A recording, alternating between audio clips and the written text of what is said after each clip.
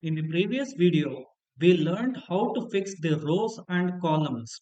But if you want to print this document, the top rows what you fixed will not show in the print preview.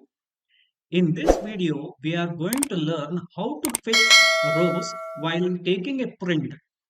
In order to do it, go to page layout and click on print tails. A page layout appears in front of you.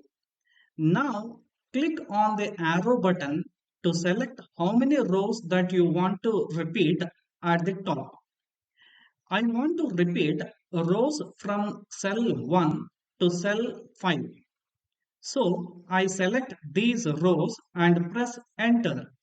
Click on print preview. Can you see? The top rows are fixed for all the pages. Hope you understand it. Meet you in the next video. Bye bye.